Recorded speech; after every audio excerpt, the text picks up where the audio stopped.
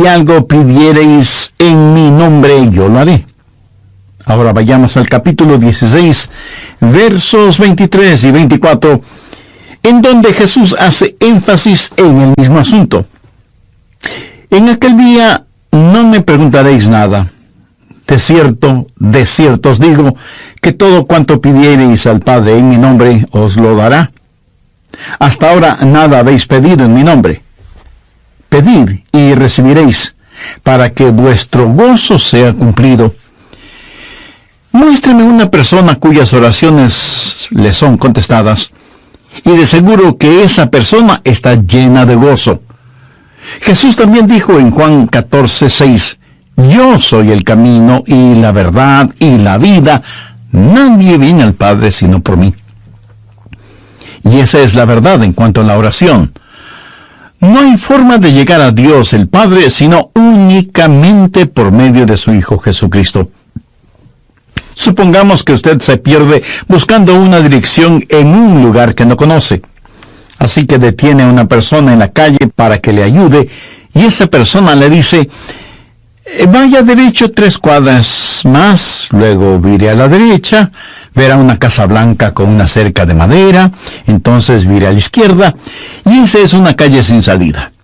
Recorra 3 cuadras más, vire a la derecha, y usted le interrumpe y le dice, un momentito, por favor, no puedo recordar todo eso, déjeme anotarlo. Y la persona que le está dando las direcciones le dice, ¿sabe qué? Yo estoy yendo en la misma dirección, permítame guiarle. Usted únicamente sígame. Esa persona no solo le señala el camino, sino que, por así decirlo, se vuelve el camino. Jesús no indica el camino, Jesús es el camino hacia el Padre, y cuando usted ora en el nombre de Jesús, Él le lleva a la presencia del Padre. Anota Efesios 2:18. Porque por medio de Él los unos y los otros tenemos entrada por un mismo Espíritu al Padre. ¿Qué significa orar en el nombre de Jesús? Significa orar con su autoridad. Cuando usted pone su firma en un cheque y se lo da a alguien, esa persona va al banco y lo efectiviza. El banco le entrega la cantidad de dinero estipulada en el cheque, porque ese cheque lleva su nombre, lleva su firma, y con su firma usted le autoriza al banco la entrega de ese dinero. Trate de ir a cualquier banco y hacer efectivo un cheque que no tiene ninguna firma, y le aseguro que estará metiéndose en profundos problemas. Cuando pedimos en el nombre de Jesús, no estamos simplemente rociando con algún polvito mágico oraciones al decir en el nombre de Jesús, abracadabra, que lo que he pedido se haga. No es así de ninguna manera. Orar en el nombre de Jesús significa, primero, obedecer su mandato. Segundo, hacer algo aprobado por Él. Tercero, saber que eso le dará honor y gloria a Él. Y cuarto, saber que el Padre será glorificado por lo que hacemos en el nombre de Jesús. Si usted ora sin usar el nombre de Jesús legítimamente, no tiene ninguna razón para esperar que su oración sea contestada. Ahora, obviamente, el orar en el nombre de Jesús significa que usted debe ser salvo, que debe ser su discípulo y que debe estar en comunión con Él para conocer su voluntad. No solo ora en el nombre de Jesús, sino que también ora en el Espíritu. Veamos Efesios 6:18. Orando en todo tiempo, con toda oración y súplica en el Espíritu, y velando en ello con toda perseverancia y súplica por todos los santos. Así como se debe orar en el nombre de Jesús, hay que orar en el Espíritu. Casi al final del Antiguo Testamento hay un versículo muy interesante. Busque Zacarías 12:10. Dios habla de lo que hará en los últimos días, cuando los judíos como nación vengan a Jesús. Y derramaré sobre la casa de David y sobre los moradores de Jerusalén espíritu de gracia y oración, y mirarán a mí, a quien traspasaron, y llorarán como se llora por hijo unigénito, afligiéndose por él como quien se aflige por el primogénito. Hay muchas cosas maravillosas en este versículo, pero lo que más me bendice es que Dios dice que hay un Espíritu, el Espíritu Santo, que es el Espíritu de gracia y de oración. ¿Tiene usted dificultades al orar? ¿Sabe por qué? Porque no está lleno del Espíritu. Porque cuando lo esté, la alabanza y la oración fluirán de su Espíritu. Usted estará constantemente alabando a Dios y constantemente suplicando en oración. Dios dice que un día Él va a derramar su Espíritu de gracia y oración sobre los judíos, pero Él ya ha derramado su Espíritu de gracia y oración sobre usted. Por lo tanto, usted debe orar en el Espíritu. En la pequeña epístola de Judas, el verso 20, dice: pero vosotros, amados, edificando sobre vuestra santísima fe, orando en el Espíritu Santo. ¿Había notado eso? ¿Cómo se desafía usted mismo? Orando en el Espíritu Santo. ¿Por qué es tan importante orar en el Espíritu? Bien, sabemos que cuando oramos en el nombre de Jesús, oramos con autoridad. Pero cuando oramos en el Espíritu, oramos con fortaleza para que Él nos ayude. Déjeme, le muestro algo en Romanos 8:26. Y de igual manera, el Espíritu nos ayuda en nuestra debilidad, pues que hemos de pedir como conviene, no lo sabemos. Pero el Espíritu mismo intercede por nosotros con gemidos indecibles. Mi amigo, esto significa que cuando usted ora, no lo puede hacer sin el Espíritu, y Él no lo hará sin usted. Es el Espíritu el que ora. Y Él hace por usted lo que usted no puede hacer por usted mismo. El Santo Espíritu de Dios inspira, guía, pone energía y sostiene nuestras oraciones. Nuestro espíritu humano es débil, y aunque el Espíritu esté dispuesto, nuestra carne es débil. Por lo tanto, el Espíritu Santo nos ayuda en nuestra debilidad. No hay ninguno de nosotros que alguna vez no haya dicho: fallé en mi vida de oración. Ojalá pudiera orar más. ¿Por qué no puedo hacerlo? Le diré por qué no oramos más. Francamente, porque somos débiles. Pero nuestra debilidad no debe convertirse en incapacidad, sino más bien en fortaleza, porque la Biblia dice que cuando somos débiles, somos fuertes. Si aprendemos a depender en el Espíritu Santo, quien nos ayuda en nuestras debilidades, inspirándonos, guiándonos y capacitándonos. Más aún, Él nos ayuda en nuestra ignorancia. Pues ¿qué hemos de pedir como conviene? No lo sabemos. ¿Alguna vez ha pensado en eso? Estuve una vez en una conferencia bíblica en Dallas. Al finalizar la conferencia, 2 jóvenes estudiantes se me acercaron y uno de ellos me preguntó: Pastor, ¿usted ora? Le respondí que sí.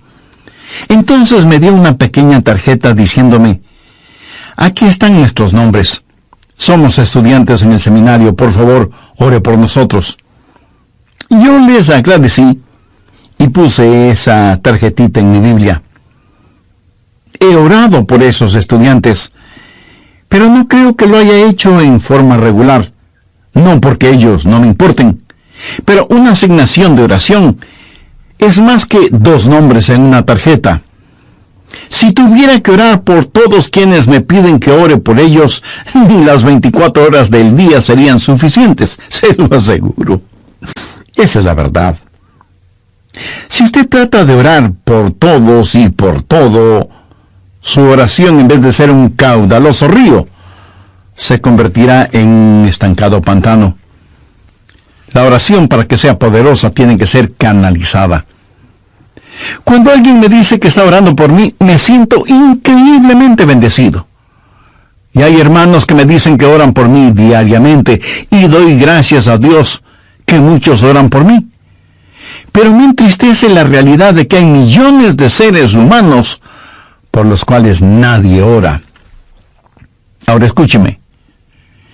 Yo no deseo estar en la lista de oración de alguien a menos que el Espíritu Santo haya puesto primero mi nombre en el corazón de la persona que dice que ora por mí. Y cuando usted está orando por otras personas en forma individual, muchas veces no sabrá cómo orar por ellos. Por ejemplo, su tía Rosita está enferma, y usted ora: Señor, restaura la salud de tía Rosita. ¿Cómo sabe que Dios no está preparando a tía Rosita para llevársela al cielo? Y usted ora para que tía Rosita todavía se quede en la tierra, mientras que, de acuerdo a Juan 17:24, Jesús ora y dice: Padre, aquellos que me has dado, quiero que estén donde yo estoy. ¿Dónde está Jesús? En el cielo. ¿Dónde está la tía Rosita? Todavía en la tierra.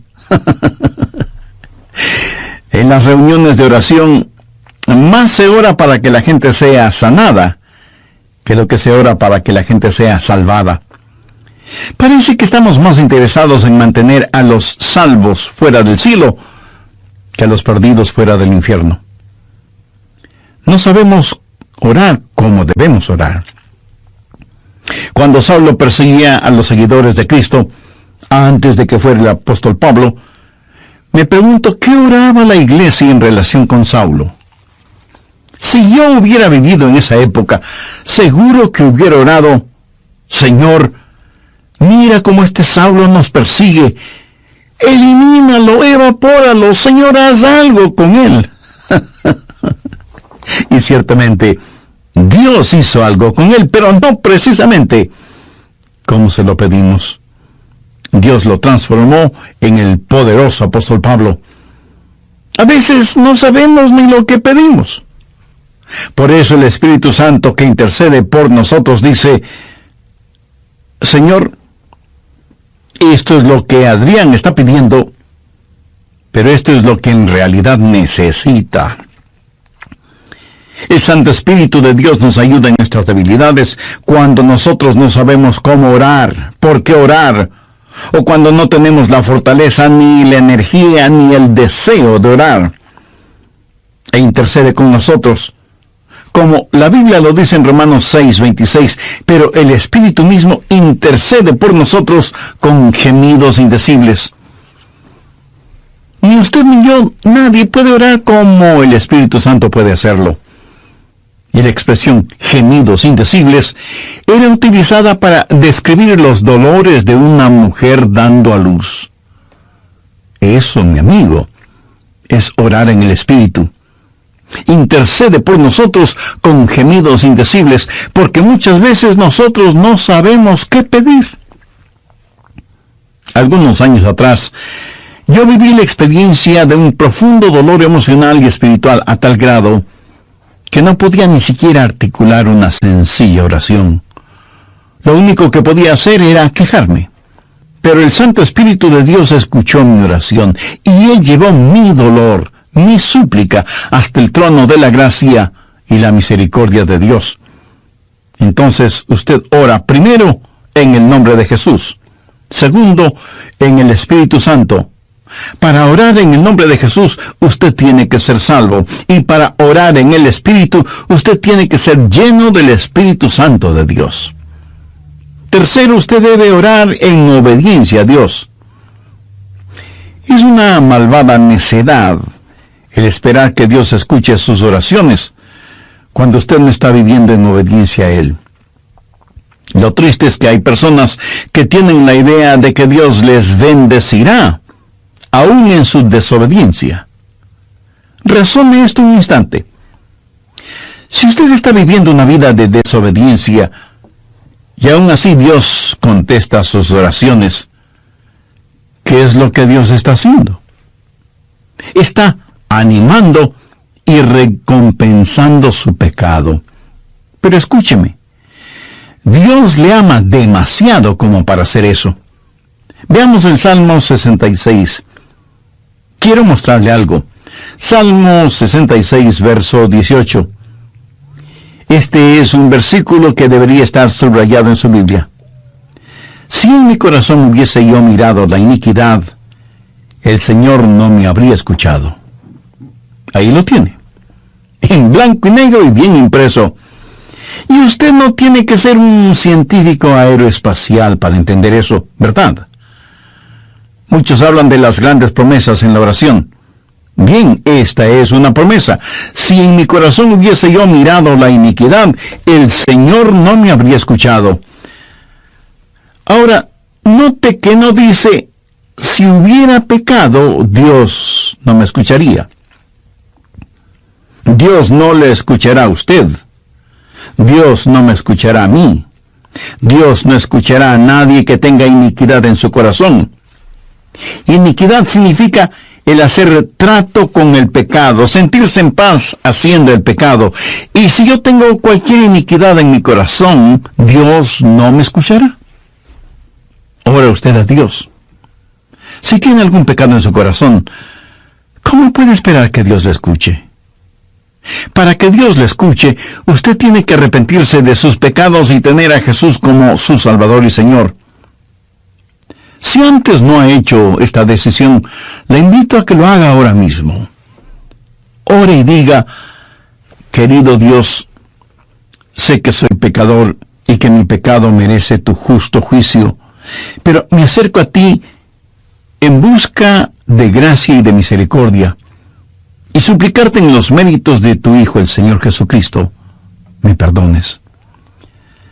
Señor Jesús, tú diste tu misma vida en la cruz para darme vida eterna, y prometiste salvarme si confiaba en ti.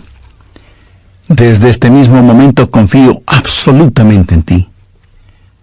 Ven a mi corazón, sé mi Salvador y mi Señor. Toma el control de mi vida y hazme la clase de persona que tú quieres que sea. Escúcheme, Dios no se impresiona con sus oraciones, pero sí se impresiona con su necedad. Veamos lo que dice Isaías 1:13. No me traigáis más vana ofrenda. ¿Sabe usted lo que es una vana ofrenda? Es solo una oración vacía. No me traigáis más vana ofrenda. El incienso me es abominación. Aquí ellos estaban en el templo quemando incienso, ofreciendo incienso en el altar. No me traigáis más vana ofrenda. El incienso me es abominación. Luna nueva y día de reposo, el convocar asambleas, no lo puedo sufrir. Son iniquidades vuestras fiestas solemnes. ¿Qué es lo que Dios está diciendo aquí? Que todo lo que ellos hacían como parte de su religión, Él lo detestaba.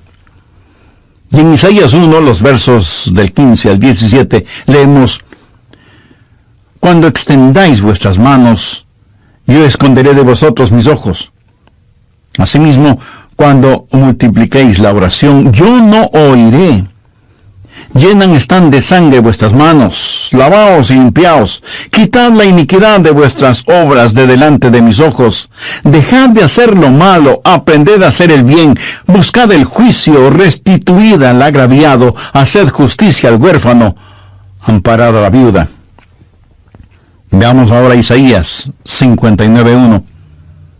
He aquí que no se ha cortado la mano de Jehová para salvar, ni se ha agravado su oído para oír. Dios no se ha vuelto manco ni sordo, pero vuestras iniquidades han hecho división entre vosotros y vuestro Dios, y vuestros pecados han hecho ocultar de vosotros su rostro para no oír. ¿Ha leído alguna vez algo del libro de Esdras?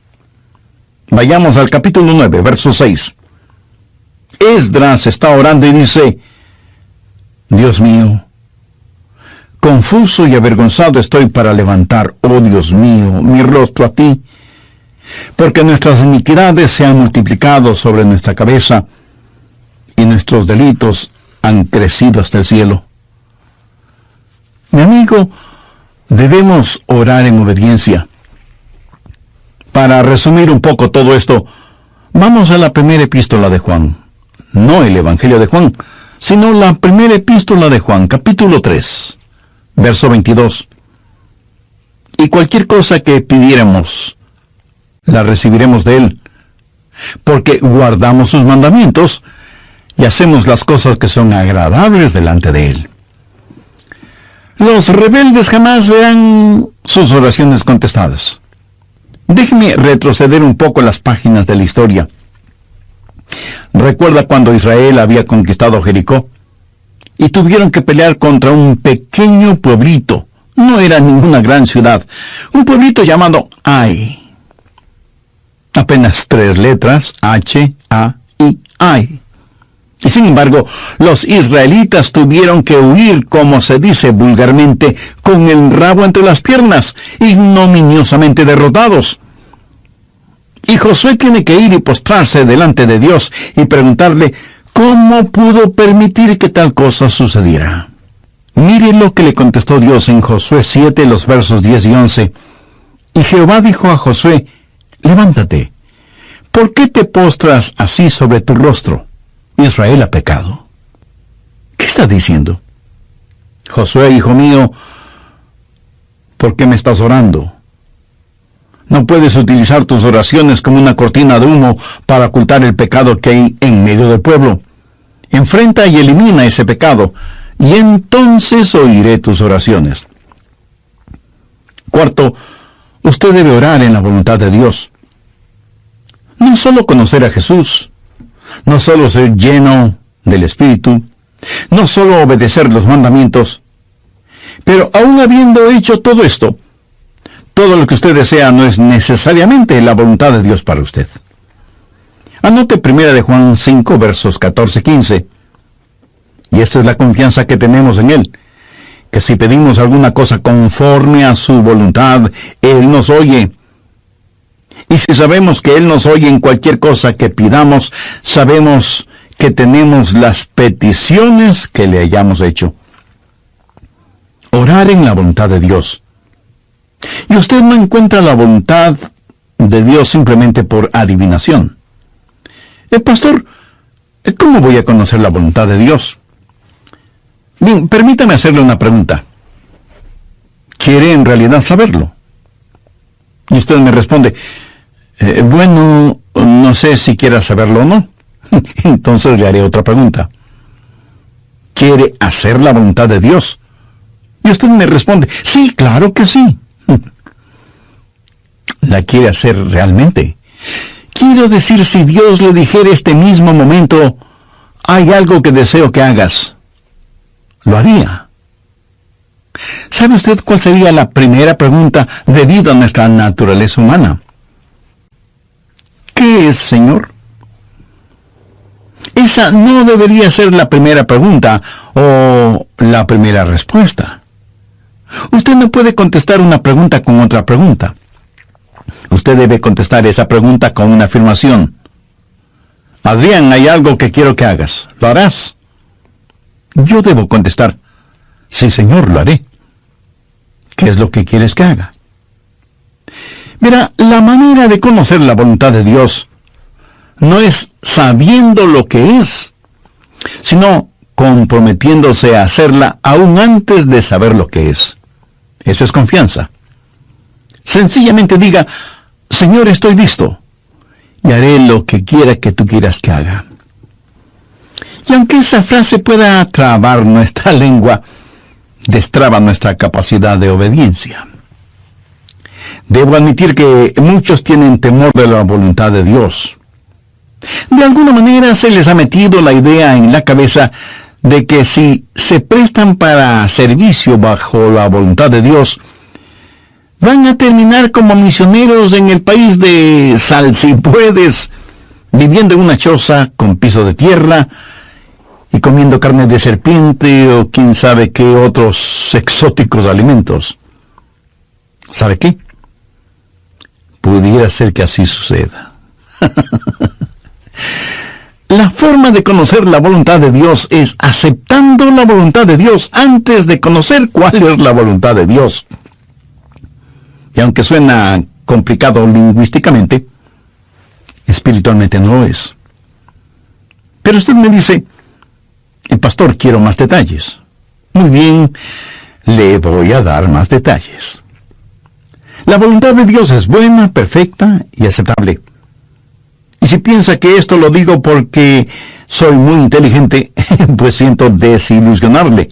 Veamos qué dice Romanos 12, versos 1 y 2. Así que, hermanos, os ruego por las misericordias de Dios, que presentéis vuestros cuerpos en sacrificio vivo, santo, agradable a Dios, que es vuestro culto racional.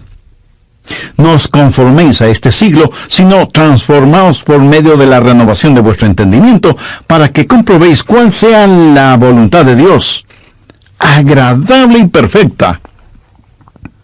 Usted no necesita saber nada más que esto. La voluntad de Dios es buena, agradable y perfecta. Preséntese usted mismo como un sacrificio vivo y santo delante de Dios, y usted, sin ninguna sombra de duda, conocerá y comprobará que la voluntad de Dios es siempre buena, agradable y perfecta. La oración es para manipular la voluntad de Dios, para que se amolde a la suya. Es descubrir la voluntad de Dios y meterse de cabeza en ella. Pero escúcheme con atención. En última instancia, usted no encuentra la voluntad de Dios. La voluntad de Dios lo encuentra usted. Y cuando estéis orando, perdonad si tenéis algo contra alguno, para que también vuestro Padre que está en los cielos os perdone a vosotros vuestras ofensas. Porque si vosotros no perdonáis, tampoco vuestro Padre que está en los cielos os perdonará vuestras ofensas. Mi amigo, no se olvide que un pecado no perdonado es la más formidable barrera contra la oración. Tantas personas se preguntan por qué sus oraciones no son contestadas cuando están guardando tremendos resentimientos en su corazón. Le pregunto, ¿ese resentimiento, ese enojo, vale la pena tenerlo? Lo que es peor, ¿vale la pena ir acumulándolo, guardándolo, hasta que por fin estalla, hiriendo no solo a quienes motivaron ese enojo, sino a usted mismo? La satisfacción carnal de guardar un resentimiento contra alguien no vale de ninguna manera la pena, porque impide que nuestras oraciones sean contestadas. Escuché de una pequeña niña que una noche, por haberse portado mal, su mamá le mandó temprano a la cama. Pero antes de acostarse, la niña debía orar. Ella así lo hizo. Oró por su hermana y su hermano, oró por su papá y su abuelita, oró por sus amigas en la escuela, oró por su profesora, oró por su perro y por su gato, y finalizó con un alegre amén. Luego, mirando a su madre, le dijo: como habrás notado, mamá, tú no estuviste en mi oración. Me imagino que esa oración no habrá salido de ese cuarto, menos habrá llegado al cielo. Pero hay una profunda lección en esto. Sería una temeraria necedad si alguien, teniendo un espíritu no perdonador, pretende que sus oraciones sean contestadas. Y esto es verdad de manera especial entre marido y mujer. En 1 de Pedro 3:7 leemos: vosotros maridos igualmente, vivid con ella sabiamente, dando honor a la mujer como a vaso más frágil y como a coherederas de la gracia de la vida. ¿Para qué? Para que vuestras oraciones no tengan estorbo. Muchos esposos y esposas, aun siendo creyentes, viven como perros y gatos, son como palo y piedra, y aún así se preguntan por qué sus oraciones no son contestadas. Sexto, usted debe orar en fe. En Mateo 21:22 leemos: y todo lo que pidiereis en oración, creyendo, lo recibiréis. Por favor.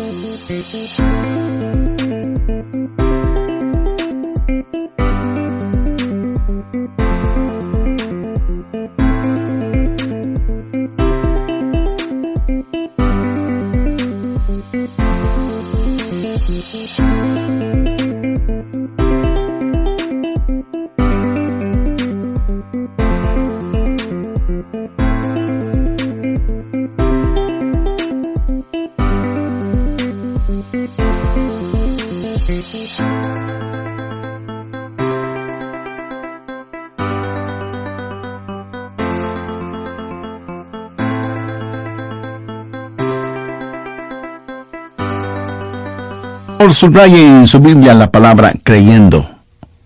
Ore creyendo y todo vendrá. Ore dudando y nada tendrá. ¿Alguna vez has dicho, Dios, yo creo, cuando en realidad no creía? Muchos piensan que el decir que creen les era contado como si en verdad creyeran. Estaban mintiendo, ellos lo sabían, y Dios también lo sabía. ¿Alguna vez ha orado sabiendo que Dios escuchaba sus oraciones y recibió una respuesta de Dios? Verá, la fe es también un regalo de Dios. La fe no es algo que usted guarde en su bolsillo o en su cartera para gastarla en cualquier cosa que se le antoje. Usted no puede tener fe para nada fuera de la voluntad de Dios, porque Dios no da fe para nada que esté fuera de su voluntad. Y usted no puede tener ninguna fe a menos que Dios se la dé. Y no faltará quien pregunte, ¿por qué no tengo más fe? Si usted pone en práctica lo que he compartido en este estudio bíblico, le puedo asegurar que descubrirá que la fe está ahí. Cuando usted ora en el nombre de Jesús, cuando usted ora en el Espíritu Santo, cuando usted ora en obediencia y en comunión, cuando ora en la voluntad de Dios, la fe está ahí. Pero si estos elementos espirituales no están ahí, tampoco estará la fe. Ustedes, esposos, han tenido alguna vez un argumento. Y si me dice que no, con toda mi cariñosa cortesía le diré que son mentirosos.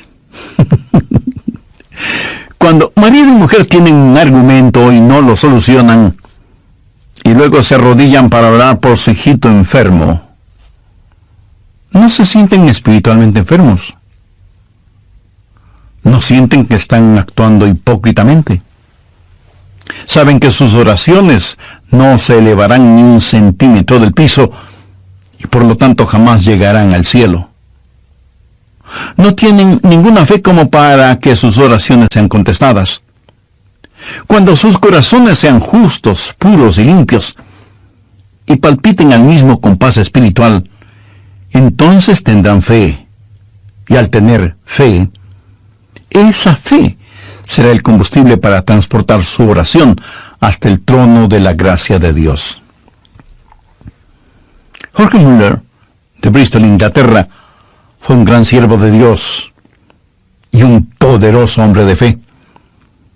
Él tenía un diario personal en el cual anotaba todas las instancias de oraciones contestadas y llegó a registrar 25,000 oraciones contestadas, algunas de ellas increíblemente milagrosas, imposibles de explicarlas, aparte de la intervención de Dios. Alguna vez alguien le preguntó a George Muller, ¿cuál es el secreto para que las oraciones sean contestadas? ¿Sabe cuál fue su respuesta? Tenga fe en Dios. Tenga fe en Dios. Ahora, yo no creo que él dijo tenga fe en Dios, sino que dijo tenga fe en Dios. Mira, en realidad no es una gran fe la que necesitamos, sino que necesitamos tener fe en un gran Dios. Fe no es solo un sentimiento positivo, ni el que usted se vuelva frenético o fanático, sino tener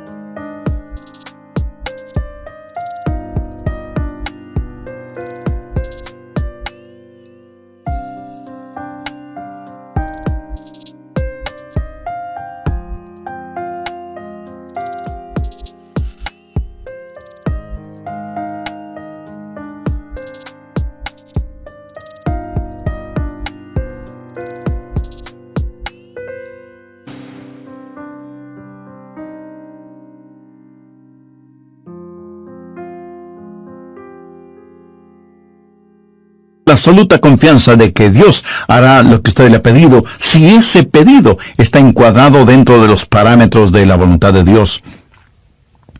Los discípulos le dijeron a Jesús: Señor, enséñanos a orar. Y ese debe ser nuestro pedido también, para que Dios nos ayude a ser hombres y mujeres de oración. Hay algo en nosotros que se resiste a orar. Preferimos ocuparnos en cualquier otra cosa en vez de orar. Y eso se debe a nuestra naturaleza carnal y pecaminosa. Por eso necesitamos la ayuda de Dios para que amemos de tal manera a Jesús y seamos llenos de su Espíritu Santo, para que la oración fluya de nosotros en forma constante y que oremos siempre en el nombre del Señor Jesucristo. ¿Han notado con qué facilidad podemos pasar horas haciendo deportes o realizando nuestros pasatiempos favoritos o simplemente mirando programas en la televisión? Pero ¿qué trabajo nos cuesta invertir unos minutos en la oración? La oración eficaz, mi estimado amigo, debe ser un acto intencional de nuestra voluntad. No debemos acercarnos al trono de la gracia en forma casual, sino en forma totalmente intencional.